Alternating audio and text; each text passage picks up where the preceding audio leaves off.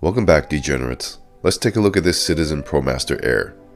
They went the extra mile and made it an automatic traveler's GMT, which I never appreciated the concept of until I used this watch during my last round of shenanigans. Being able to change time zones independent from home time is quite convenient, and having the ability to do so is realized instantly as a pleasant experience. I'm a very simple man, so I don't pretend to know how good or poor of a value this watch presents. But from what I understand about watches, I think the price that I paid to get this Traveler's GMT is pretty good.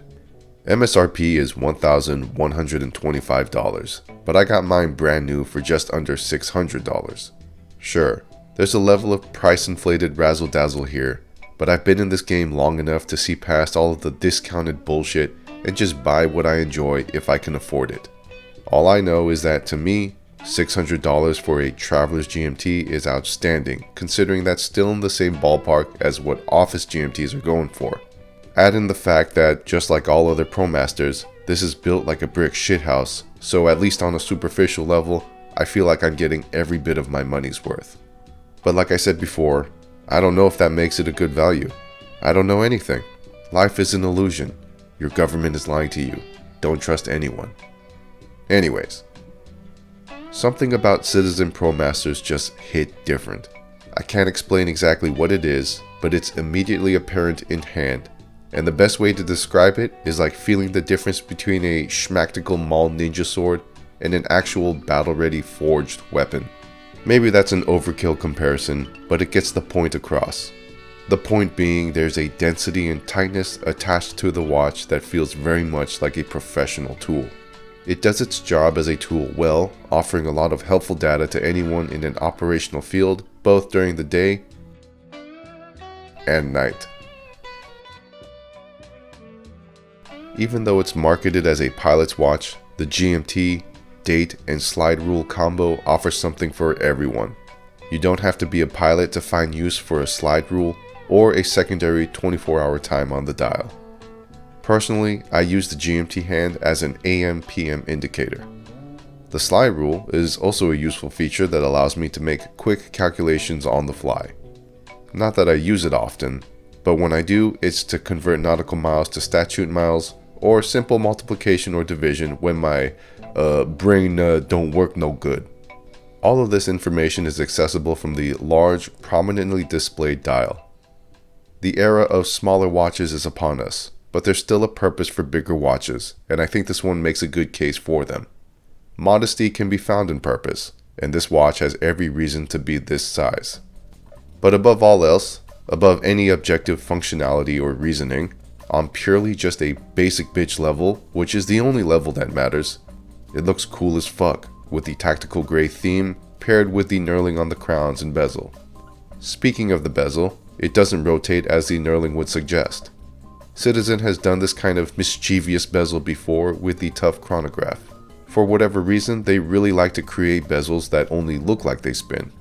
I'm not going to take it personally, and it's certainly not a deal breaker, but it is an important characteristic, or lack thereof, that should be discussed. Considering the aesthetic appeal of a knurled bezel is the only reason why this watch caught my attention, I'm willing to accept the form over function. It's kind of like having a hood scoop on an electric muscle car. It's just for fun, right? I can say the knurling is effectively applied on the crowns. They provide an excellent gripping surface and make it a breeze to operate. Screwing the crown back in is a little sluggish. It kind of feels like you're cross-threading it. But I attribute that to new watch crown stiffness, as it has been easing up over time.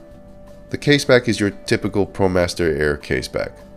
It's got a fighter pilot's helmet laser etched onto it, which is a mediocre touch.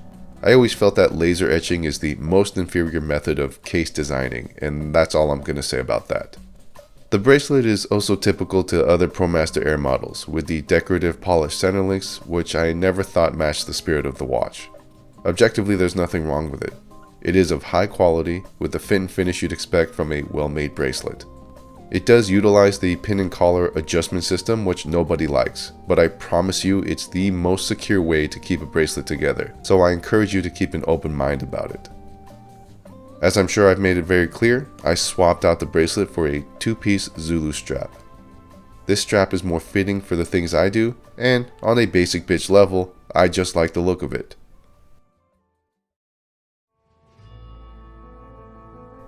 I wouldn't be surprised if this watch doesn't make the headlines. Most citizen watches that deserve it never do. And most of you degenerates are too busy smelling your own farts that you're more focused on a Suyosa with a different seconds hand than an actual game changer in the GMT world. If you made it this far into the video, then let me tell you this. This watch is a game changer. For what this watch can do, at the price you can get it for, it's incredible. If there's one thing Citizen knows how to do, it's making absolutely phenomenal watches in their Promaster line, and this is no exception.